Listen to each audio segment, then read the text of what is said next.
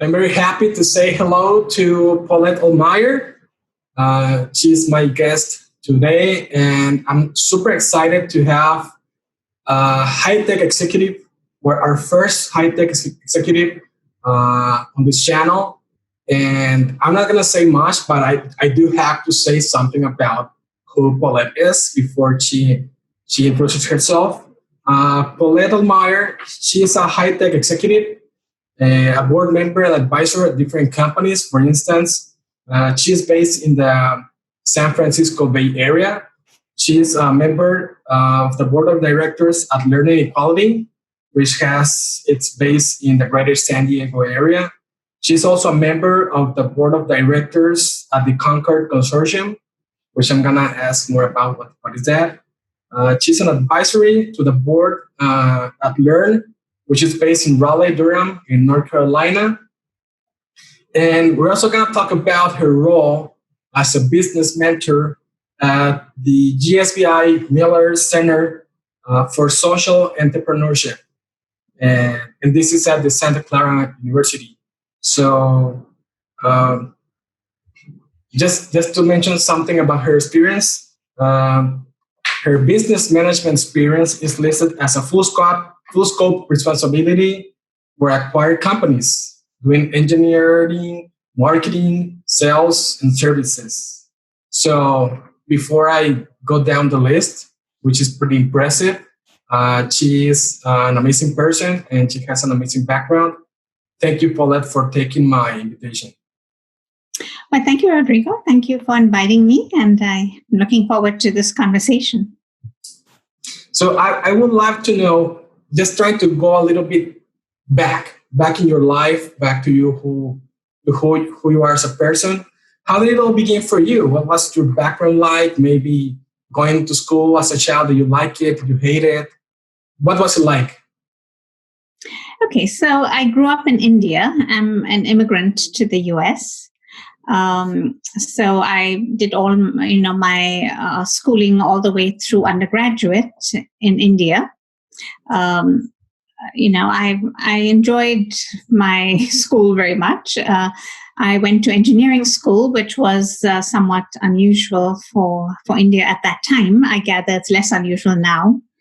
Went to a very competitive engineering school, which sort of toughens you up. It had a sort of 1% admission rate, and admission was based completely on 12 hours of written exam in 4 hours in physics, 4 hours in chemistry, and 4 hours in math. And, the people grading the papers didn't know your name. And fortunately, they didn't know your gender either. So they couldn't discriminate. You were just given a number. There's some merit to that, because I'm not sure women wouldn't have been discriminated against. But anyway, so that was a 5-year program. I did my bachelor in electronics, as they called it then. There was no computer science in India at that time. But then I came to the US for graduate studies, and it just happens that I chose a computer science program at Syracuse University, which is in New York State.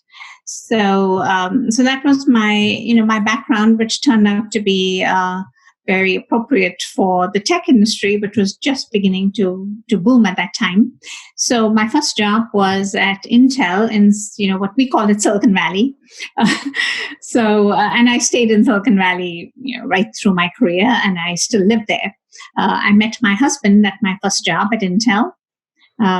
We've been married for, 38 years. And wow. we have two grown daughters who are now in the workforce. So that's the brief version of my life. That's fantastic. So you went to the Indian Institute of Technology in Madras. Were you born in Madras? Oh no, I was born in New Delhi actually. My father, there are only 5 of those. My father was in the Air Force, and we tended to shuttle a little bit between Bangalore and Delhi. And, Madras was the closest to where he was stationed at that time, which was in Bangalore. So I chose Madras. Fantastic. So how was it? how did you enroll and got to go to Syracuse? And was it what you expected? What did you think about it when you first came? Well, I had to do what everyone, I think, still has to do for all I know. You have to do the graduate records examination, the GRE. And I think people still do this, what was called the TOEFL then, the test of English as a foreign language. English happens to be my first language. That wasn't a big deal. And then, I needed scholarships. So I did get 2 scholarship offers, and I chose Syracuse for my graduate studies. So that was, how I came to the U.S. I came to the U.S. intending to go back home, but I changed my mind within a few months of coming. So I was fortunate at that time. It wasn't so difficult to get a green card. It wasn't easy, but it was not the way it is right now. So I did the 1 year, they call it practical training. I think it's still called that. I forget. I think it's called an F1 visa, but I honestly don't remember. It was a long time ago. After graduate school, you could get a 1 year work permit. And during that time, Intel sponsored me for a green card, and I did get it within that year. So that was helpful. Fantastic. That takes me to my next question, because so it turns out that you were pretty quick to change your mind and wish to stay. So you do something about it pretty quickly. So how did you do that? You got hired, and when was it that you met your partner? What was it like after school? Well, I had to apply while I was still in school. I changed my mind because I found, although of course, women were new in computer science in the US, nevertheless, there was a lot more acceptance of women in computer science and engineering than I had felt in India. At my undergraduate school, it was just an engineering university, and it was a fabulous place, and I've made great friends, great professional network. But there were since it was just engineering, it wasn't like an engineering school within a bigger university. It was just engineering. And in my class of 200 graduating engineers, there were only 2 of us women. And wow. It was a very conservative place. And, there was a lot of, even from the professors, there wasn't a lot of acceptance of women. So it was actually very different in the US, and I felt that difference. So that's what made me decide very quickly to stay. And I'm not saying that the US, was there wasn't, some resistance from people, but it was a lot different from India. So anyway, so that's why I decided to stay. And while I was still studying, like everybody else, I had to apply for jobs, and it wasn't easy because a lot of companies would not even consider people who were not already permanent residents or citizens. So one had to apply a lot and hope for the best. But anyway, Intel, I'm glad to say, did hire me and did sponsor me. So that was good. And my husband now was already working there. We happened to be in the same department. And that's how I met him. Always working, I guess. Funny. And I'm pretty interested about your role. Well, it sounds so broad, but maybe we can narrow it down a little bit. In your role as a high-tech executive, what is it that you spend your time on? Where do you work? Where do you visit? What is it what you do most of the time? Well, I started life as a software engineer. So I used to write code. After a while, I moved into being a first-line manager, where I was also writing code, but I was a manager. And then over time, I moved up the management ladder, and then I moved into business. And when I say business, I was still responsible for product development, but I also had, what's called product management, where you specify the product. I had product marketing, where you figure out how to message about your product. And although, so that's good, that at Cisco was called the general manager role. And although we did not have service and support, none of the general managers had service and support or sales reporting to them. We worked with them because, of course, we had to make sure that our products were, that they were trained to sell them and trained to service them. And I had P&L responsibility for a $1.5 billion business. And there was a lot of incentive to make the product. Of course, you need your product to be reliable, but also to make it easy to service, because part of the P&L was the cost of service. So that was good. And, Cisco had a fabulous sales force, and you're working with them, to train them on the new products and to keep innovating. That was important. So I loved that role because it combined both business and product, which I've always had a great love for. I really care about, building things, and, but as a general manager versus an engineer, I was also responsible for taking that product out into the world and making it successful. So that was fun. And so that was Cisco. I was also, had a similar role at Juniper. But then I, decided to try a few different things. But after a couple of years, I went to Dell also as a general manager. But then in 2013, I decided that I really wanted to focus on giving back. I'd always had this great interest in education. And so I felt that focusing on education technology, which was just starting to really blossom. And, when I say education technology, I'm not talking about just hardware. It's really about the software and the internet. That was just about the time where education software was beginning to be available on the internet in a big way. And so I went to Khan Academy for a couple of years on a fellowship because I felt that education technology would marry my decades-long interest in education with my experience in technology and business management. So most of what I do now, as you'll see, not all, but a good part of what I do relates to education technology. So both the boards you mentioned, Consortium and Learning Equality, they are both very much in the education technology area. And I advise several companies in the EdTech area. Learn was one of them, but I have, there are some others. I don't know if I remember to put some of the recent ones on my profile on LinkedIn. But anyway, then you get the general idea.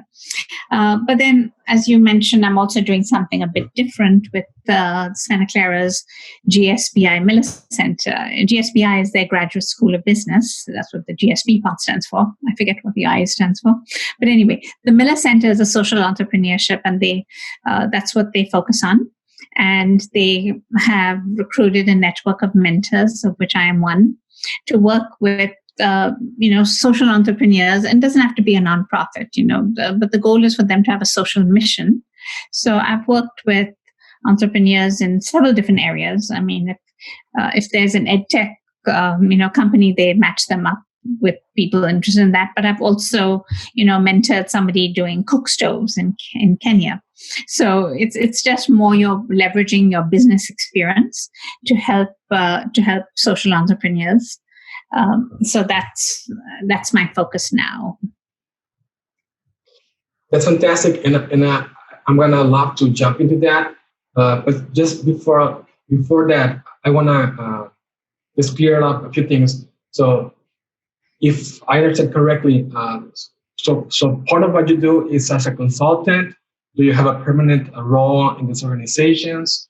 And some of them are pro bono. Oh, they're all pro bono now. Ever since at Khan Academy, it wasn't really, but it was pretty nominal because, I was a senior exec. I wasn't looking for, before I went to Khan Academy, I told Sandel Khan, I'm just looking to give back. And I think that Khan Academy would be a great way for me to get immersed in education technology. And it was wonderful for that. But that was a 2-year fellowship. After that, I really wanted, to have more control over my time. Everything I do now is pro bono. There are some, if I'm on the board or an advisor to well, I would say pretty much pro bono. If I'm an advisor to a for-profit company, then usually there's some small amount of stock involved. And that's more, if it's a for-profit company, then, I think on principle, one shouldn't make that pro bono. But, my focus even there is just giving back. And, I'm focused on their social mission as edtech companies.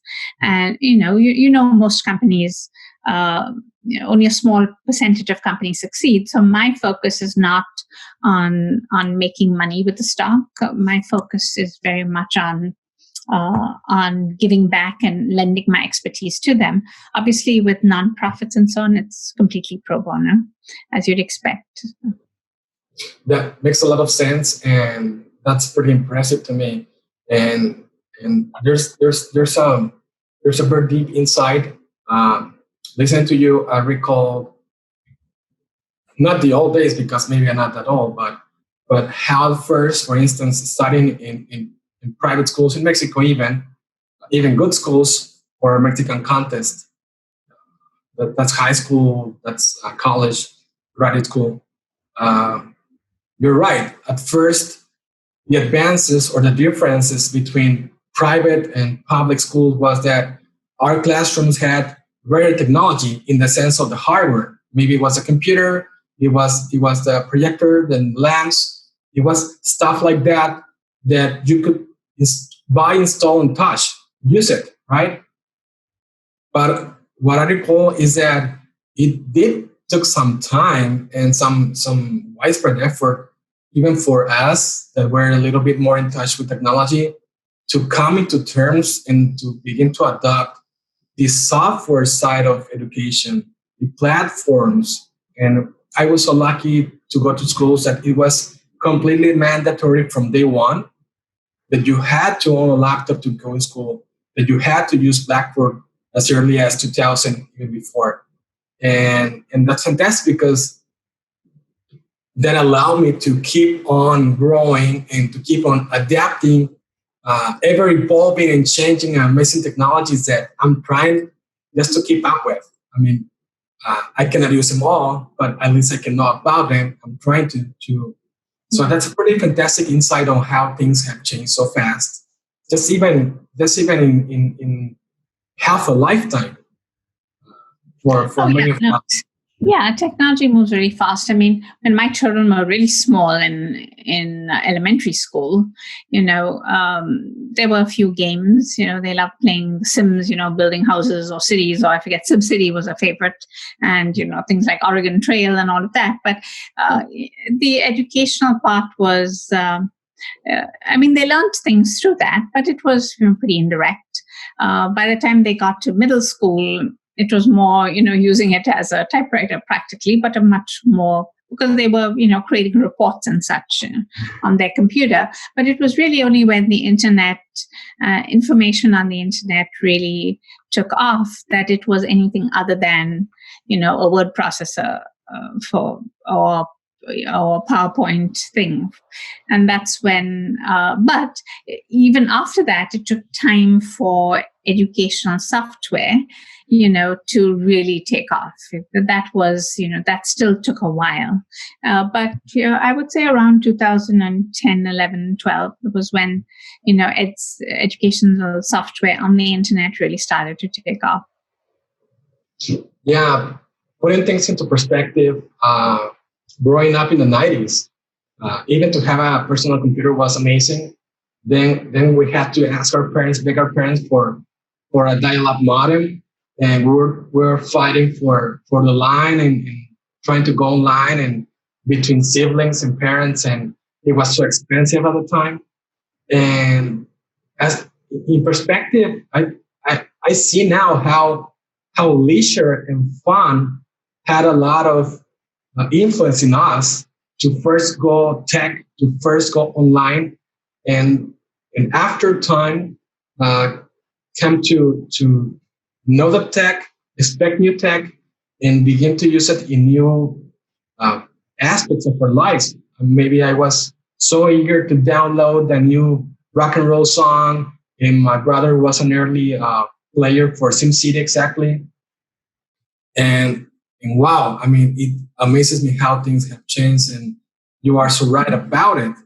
You just have to be careful, though, to recognize that a computer is not a panacea. For instance, a child without adult help is not going to learn to read with a computer. I mean, a computer can assist, but a child just on a computer is not going to learn to read.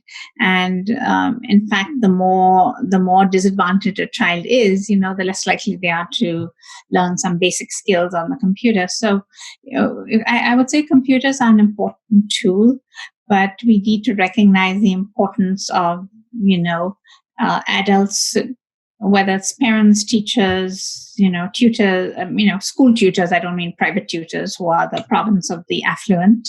But we shouldn't think that, tech is a panacea for all of the problems in education. It's a great tool, but it's not the answer. It's just a help. So understood in its proper context, it's going to be a need, a help. But so you're saying that we still have.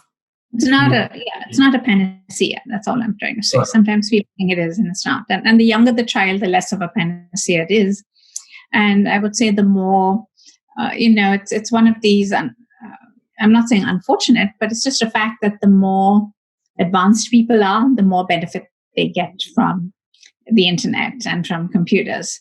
For instance, Coursera discovered, greatly to their surprise, that the people, Coursera is the college course online site. Yeah.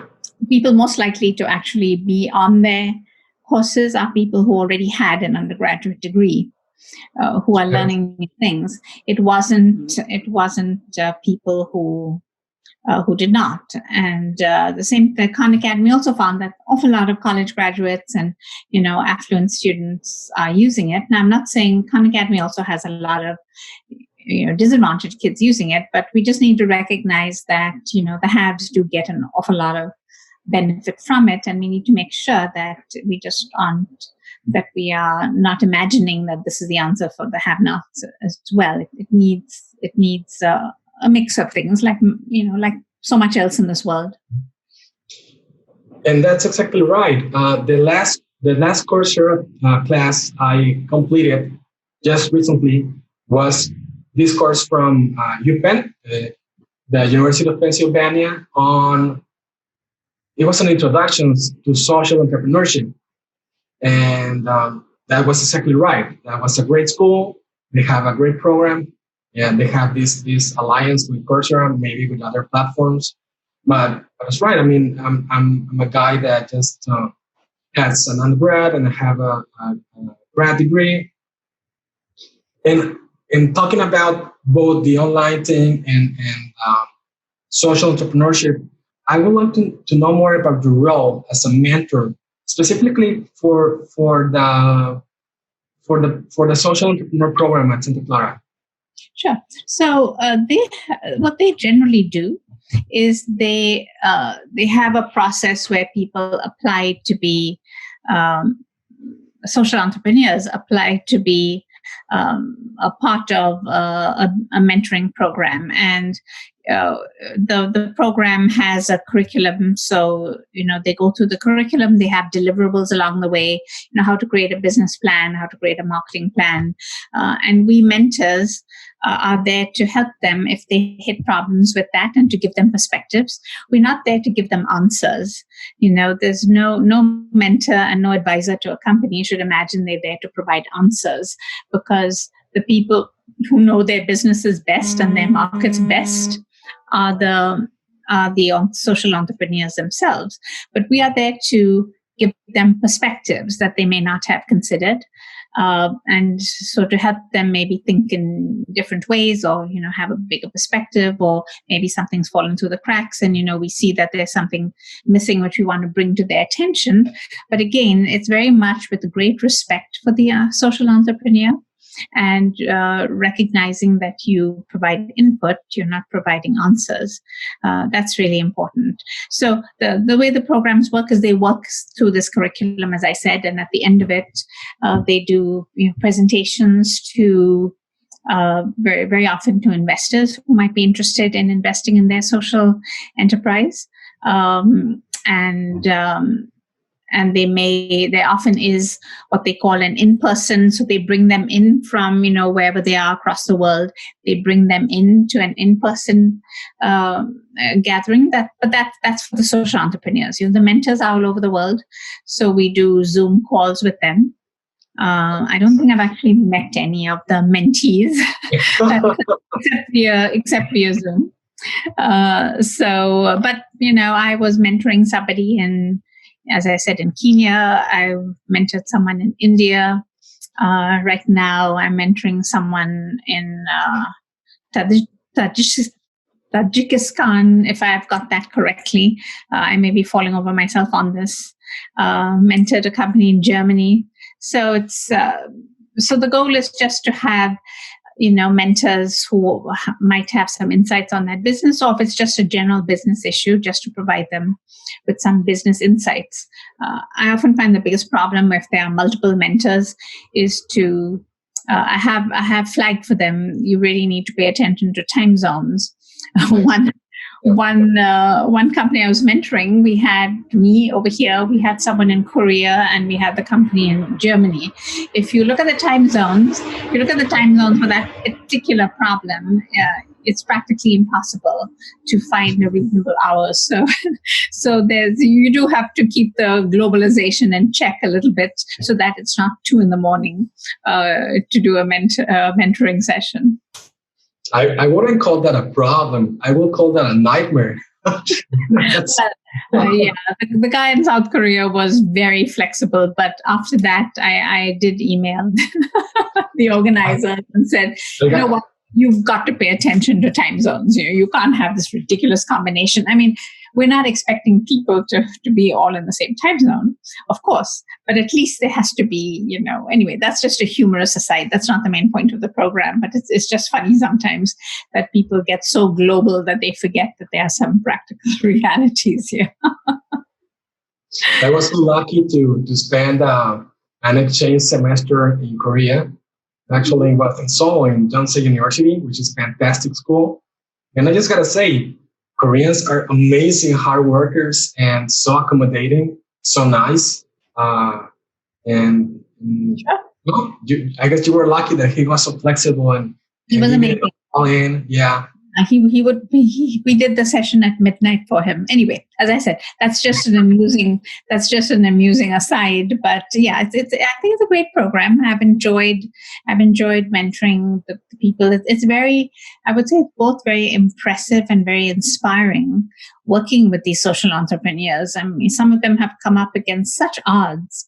The woman in Kenya, honestly, if I were her, I don't know if I would have been able to get 10% of what she's gotten done, and given the resources she had, given the educational opportunities she's had. So it's really quite humbling. We don't come into this imagining that we know the answers. We come into this anxious to learn from and to be inspired by the social entrepreneurs we're working with, and we hope that we can be of service to them.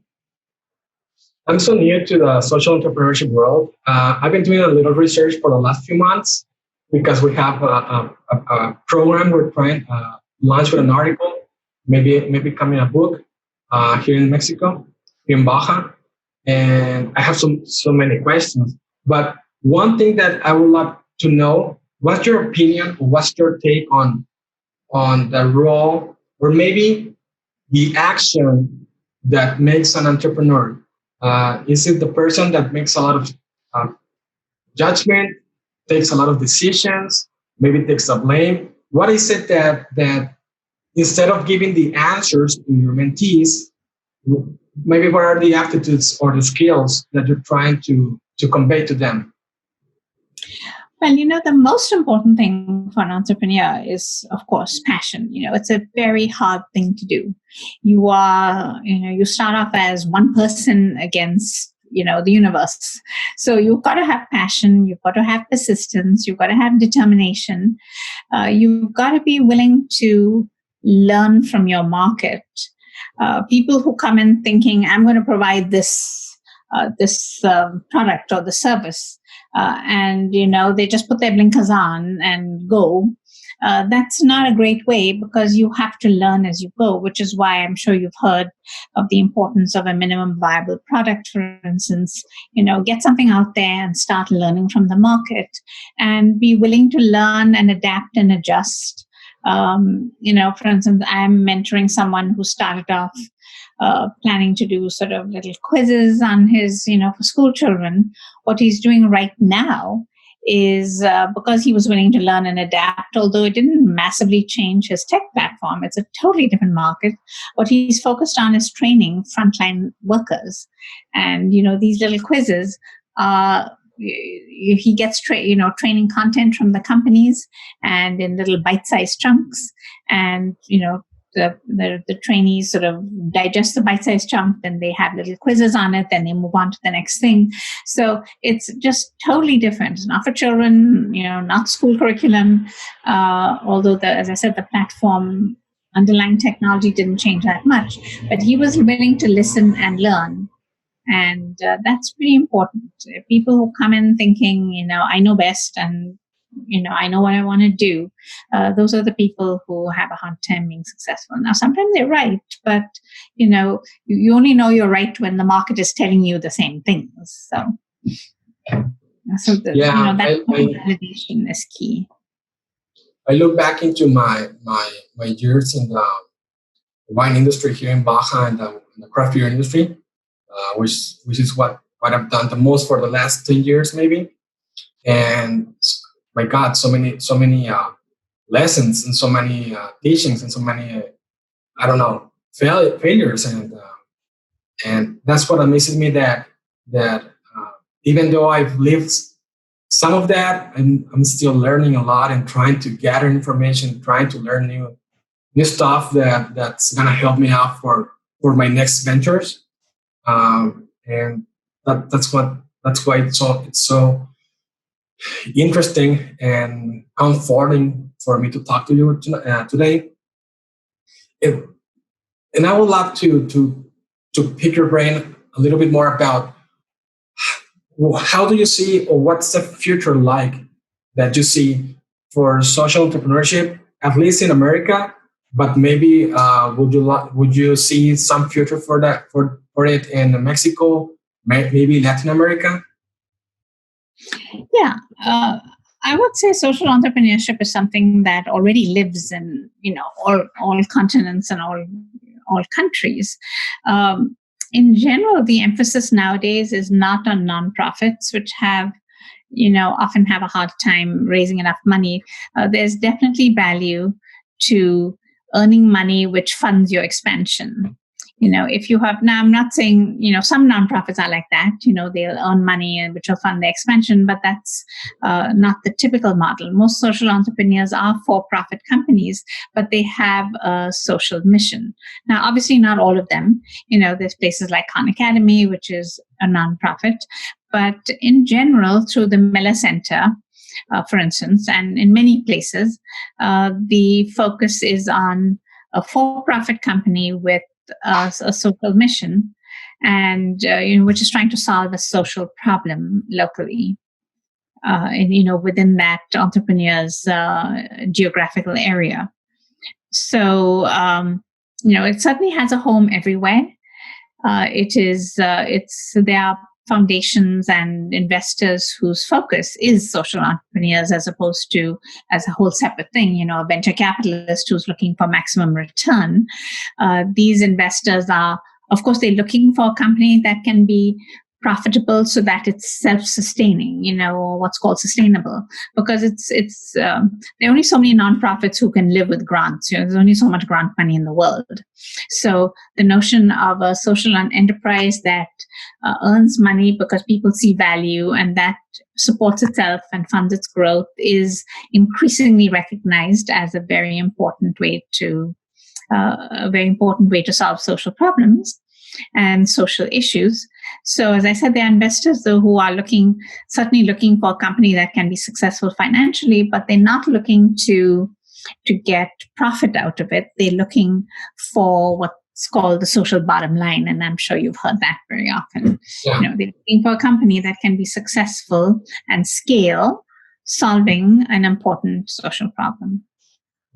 In your experience with your mentees and taking part of this program, do you find that these social entrepreneurs are trying to solve a problem quickly and maybe shut down the company, or they're trying to be sustainable over long periods of time and just keep on going and maybe finding new ways to make some impact? Well, I'm working with people who are pretty early on. I'll give you the cook stove example, right? I mean, I'm sure you're familiar with the problem of people who use, wood over an open fire and the smoke and the effect on their health and their children's health. And so I haven't so far worked with anyone who's, in the mode of, hey, I'll soon be done and, I can move on. But that is something to recognize that, vaccinations are a great example of, what the one and done, right? I mean, you vaccinate a child and that's lifelong, right? And you don't have to, but of course there are always new children being born. And so you but in general, when you're providing a product or a service, of course there are new customers, but over time there are improvements and next generation products and such. It's possible that a social enterprise solves a problem and works itself out of business. That's great, but so far I haven't worked with any who are doing that. But it's certainly possible. And, the focus of a social enterprise should be to solve the problem, not to perpetuate themselves. There's a lot of people say that, for instance, if you look at a lot of government agencies, for instance, those looking after the homeless problem, that they pretty much rarely solve anything. They just get bigger.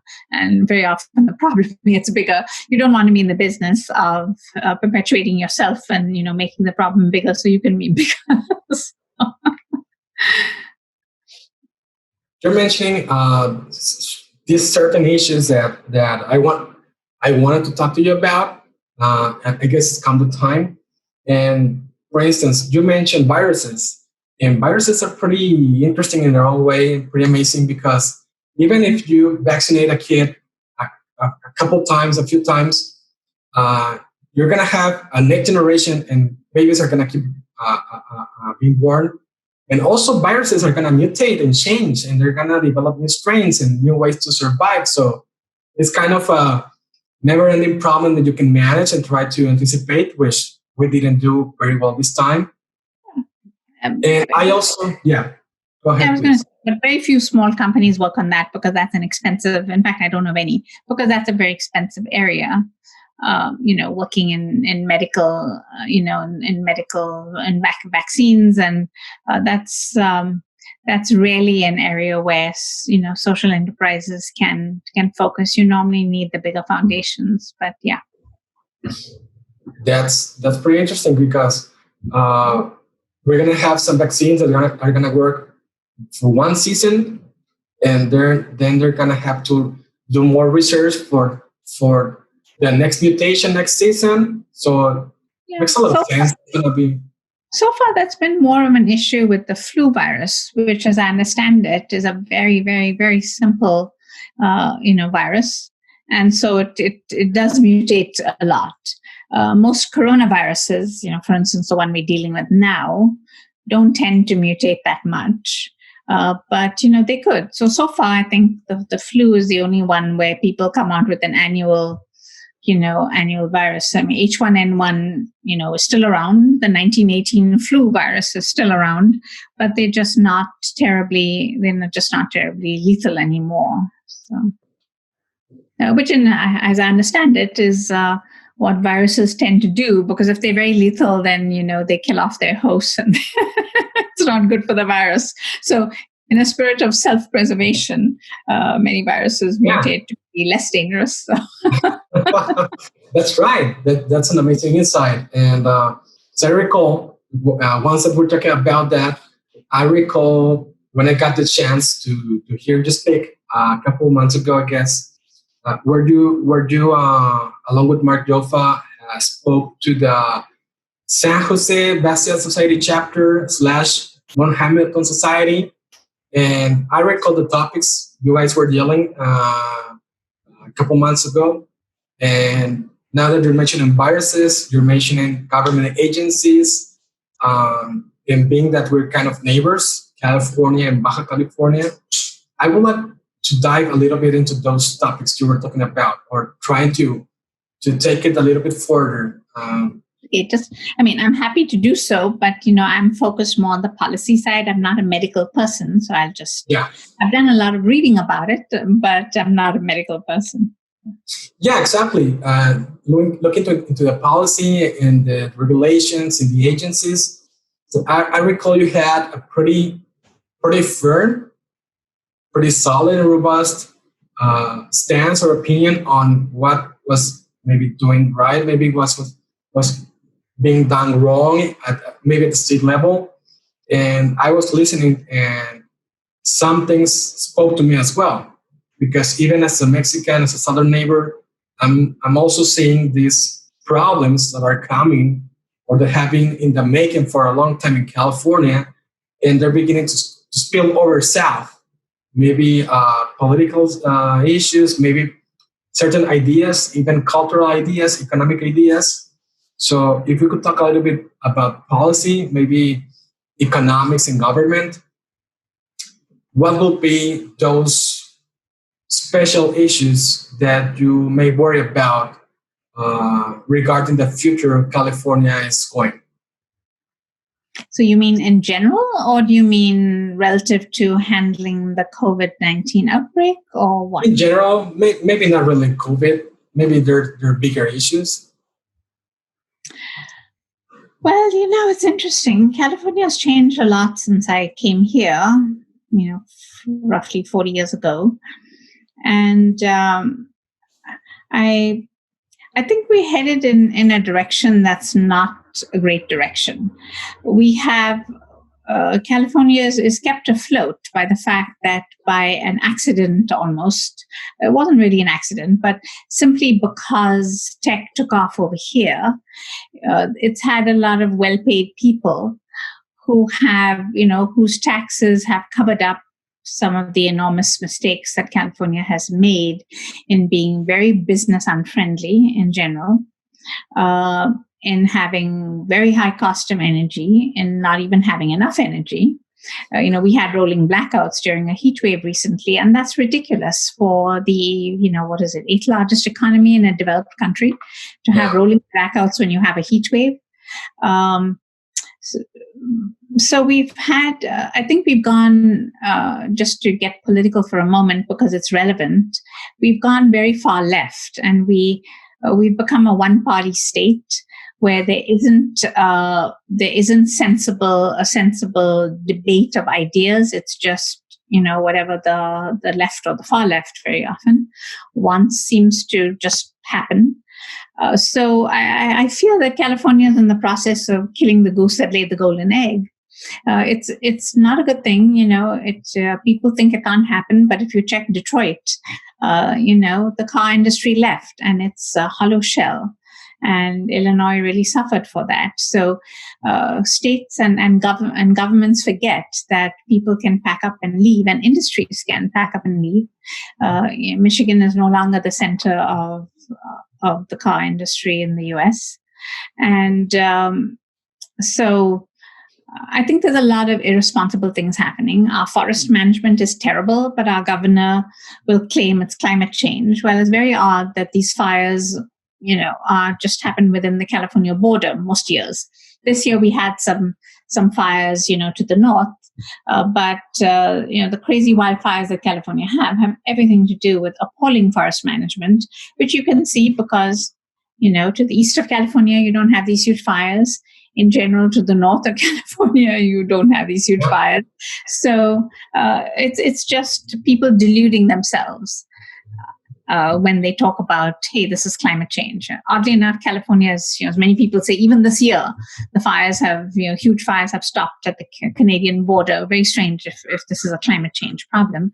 But I will say even more strongly, usually the fires stop at the California border, not even the Canadian border. This year, there's been a bunch of arson in Oregon and Washington. And of course, lightning can cause a fire anytime. But if you look at what happens systematically, in California, it's very poor forest management, which is why year after year after year, we have the worst wildfires in the US. Climate is changing. To the extent it's changing in a lot of places, but we're the only ones with this problem. We have very poor groundwater management. We call ourselves an environmental state, but Texas, for instance, has had groundwater management and regulation for 40 years. California didn't until we had a huge drought a little while back, and the groundwater regulations only took effect this year. And California is an arid state. So the problem is that these sorts of poor governance, they tend to take a while for the effects to show up, but it also tends to be very, very difficult to reverse once you start to to go into a bit of a downward spiral due to poor governance.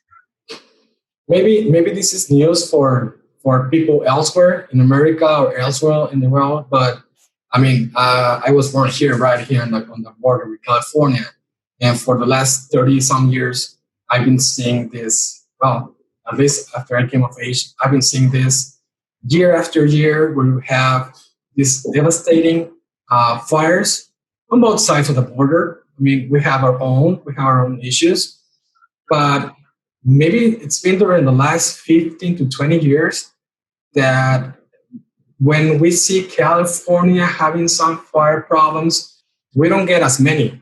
I mean, our forests are way smaller, our populations are way smaller, but sometimes when we have fires in Baja California, sometimes they come from north. So it starts in San Diego County, and the winds take them south and becomes a mess. But it's pretty amazing that even though we don't have this huge infrastructure or huge budgets, we tend to have milder fires here. And of course, but because it's private industry very often that is managing the forests, except that so-called environmental laws have prevented that. And that, I think that's a big learning that I hope other countries learn. People who call themselves environmentalists are not necessarily environmentalists.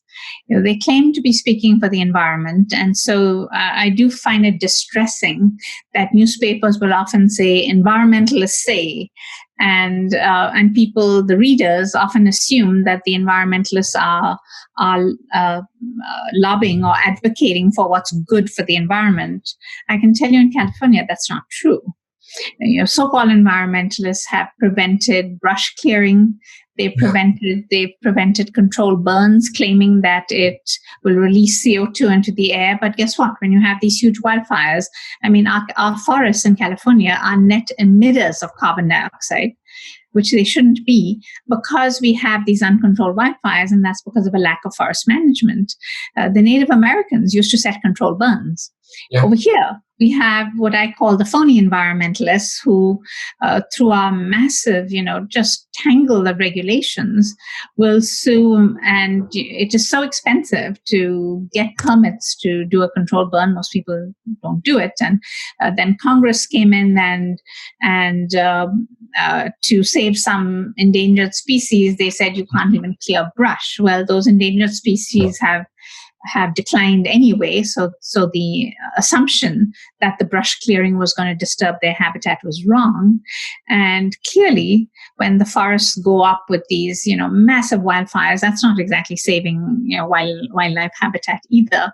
So if you look at our forests today versus, 50 years ago, they're a lot less healthy, a lot more dead trees, a lot more dangerous fuel for, fuel load, as they call it. So as I said, the biggest takeaway is don't assume that someone calling themselves an environmentalist, even if they're the Sierra Club and have, this very a credible sounding name behind them, it doesn't follow that the policies that they are advocating for are good for the environment. One of the funny and unintended consequences from this recent documentary produced by Michael Moore is that they're kind of halfway coming to terms to what they've done wrong, and calling out names and calling out the Sierra clubs and the likes to show something that some people already knew, maybe a few of us already knew, is that there's a huge disconnect between being an activist and being a real environmentalist. They're not the same thing. I mean, some people need a lot of activists call themselves environmentalists, but what they want, that's interesting. I haven't seen Michael Moore's documentary, but I've read about it, and I'd forgotten that he actually called out this whole phony environmental movement. Good point. I must go watch it. Yeah, I got myself to watch it. I don't know, it was 3 months ago, because I was reading Liberty Magazine, and I found this fantastic movie review by Joanne Skusen, and she provided the link to watch it on YouTube before it was taken down when it was free. Oh, it was taken down? Well, it was supposed to be only available for a month. Then it will be private, or maybe you had a paywall. I'll look for it. I'm sure it's available somewhere. Yeah.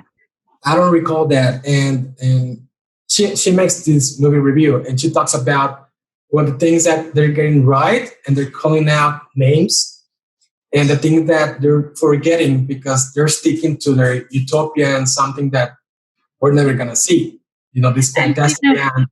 Yeah. And we should stop calling it utopian, Rodrigo, I would say, because, utopia assumes that they have some wonderful end state in mind. But what they actually are creating is a dystopia, not a utopia. And I think we need to stop giving them credit, as you said, for being environmentalists at all.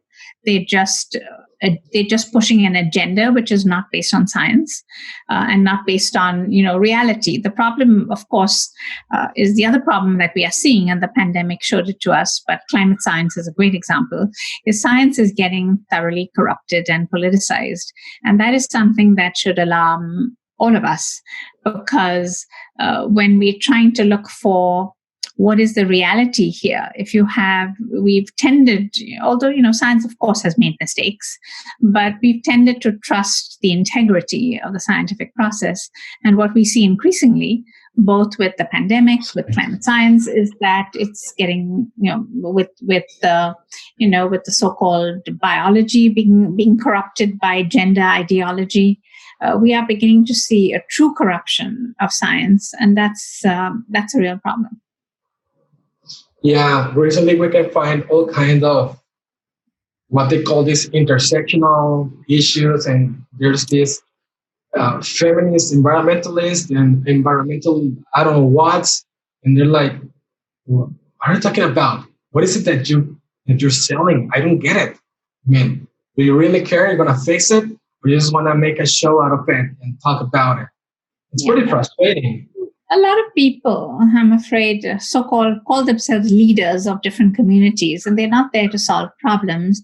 They're there to, I guess I'd have to call it grievance monger, in order to raise their own profile. And the last thing they want to do, to your point earlier, the last thing they want to do is solve the problem, because if you solve the problem, then they are no longer spokespeople. So you often see people exacerbating problems rather than while calling themselves leaders and while calling themselves people there to solve problems. They're really there to inflame and to exacerbate, to increase their own importance. I love it, and I'm gonna use that from now on. I'm gonna use the concept of grievance mongers. Fantastic. Yeah. It speaks to me. And I think it conveys the real message.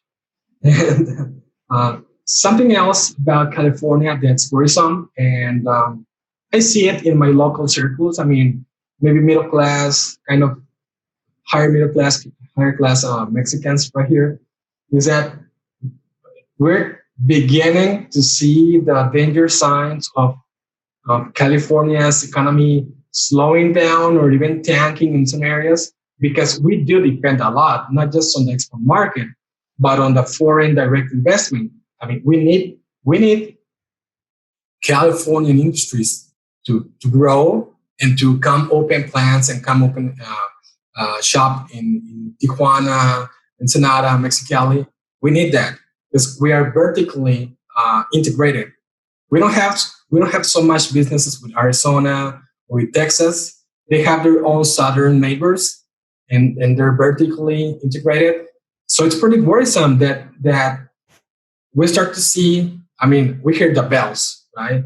We see Elon Musk fleeing California. We see Joe Rogan, and we're gonna see different industries from these different sectors going elsewhere. Yeah, so, there's no doubt about it, and that's what I meant by I fear that California has not thinks that it's immune. It thinks that it can make all the same mistakes just in a different context that Detroit made, and that it will not be affected because tech is so entrenched over here. But they're wrong. It might take longer because tech doesn't need as much power and as manufacturing. Their data centers, though, are elsewhere. You don't find tech data centers here because it does need power. You'd be mad to build a data center in California. But also people are not, a lot of more affluent people, as even if they're working in tech, they're beginning to choose to work elsewhere. And so tech is beginning to, spread itself into other states quite a bit. So, as I said, I think California is being short-sighted. It's being very destructive, and as I said, creating dystopias, all under the guise of good intentions. It's just ignorance and a lack of any grounding in practical realities of growing a business, building a business, keeping people here. As I said, they're doing a good job, I fear, of killing the goose that lays the golden eggs. Yeah, just as a reference to provide some context, I live right here in the desert. I mean, we're neighboring, we share the same desert at the Sonora and Imperial County in Southern California. And it reaches up to 120 Fahrenheit, 122 Fahrenheit. And I mean, it's 5 months of summer, hardcore summer. It's pretty old. But I know. I grew up in India. I know what that feels like. That's right. I mean, we're so lucky that we have all these air conditioning. We're very lucky we have that. But even here, when we have so many tons of air conditioning turned on, and we have lights and TVs and computers and that, we don't get those cuts, those power cuts. I mean, it's baffling to see California starting with that. It's just bad governance, It's not baffling at all. It's just very, very poor governance. It's inexcusable. So yeah, I will before I forget, and maybe we're gonna begin to end our chat here. Before I forget, I would like to know, just out of your mind, top of your mind, which books would you recommend that you read lately? Do you follow any podcasts or any particular news sources that you'd like to share? Well, let me just start with the news sources. It's unfortunate that in the last 4 or 5 years, a lot of what used to be very respectable news sources have become highly politicized and pretty much, I call them propaganda outlets nowadays. These are things I used to subscribe to, like the New York Times, the Washington Post, the Atlantic Magazine, even The Economist from England has become, it's incredibly globalist. It's incredibly anti, it's fine to be anti-Trump, okay? But when you lose when what you're reporting is not true because you're so into your narrative. So So I find that I have to look at a variety. I mean, you can't, living in California, you can't avoid the left-wing sources, but I make it a point to seek out conservative news sources as well. And I never believe any one source. I always look at a range. So when it comes to, and it's not just political, it's not just, the Democrats and Republicans where I don't believe anything I read in certain media because they're just pushing a narrative, unfortunately, not facts anymore. But even on things, as I said, issues have become so politicized. So things like climate change, I don't believe a thing I read in a lot of publications because they're pushing a narrative. They're not trying to tell you the truth. So I would say that looking at a variety of different sorts of news and information outlets is really important, and knowing the biases of the outlets that you read is really important. Otherwise, you can never triangulate to the facts. So that's the first thing. When it comes to listening to people, I like Dave Rubin a lot. Joe Rogan, I listen to some of his stuff. He does a very wide variety.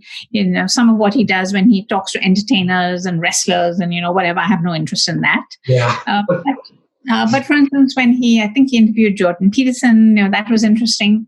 So I'm interested in thinkers. I listen to him when he's dealing with, thinkers that I care about. But I probably listen to Dave Rubin quite a bit more. Jordan Peterson hasn't done very much of late, but for instance, he was also very interesting. So I pick and choose based on whether they're focused on areas that I care about and issues I care about. I also listen to some online courses, like Michael Sandel's Justice course was amazing. And I learned so much from that. And, I was interested in some, totally off the wall, courses on, understanding the New Testament better. And Yale has a professor of religion who did a series on the New Testament. So it's just whatever ideas, whether they're political, philosophical, there's a lot of, the wonderful thing is there's a wealth of information available. And I also read a lot. I love reading about books about the Constitution, about our founders. I read about the Civil War and Reconstruction. So it's just a real eclectic mix that I like to be involved with.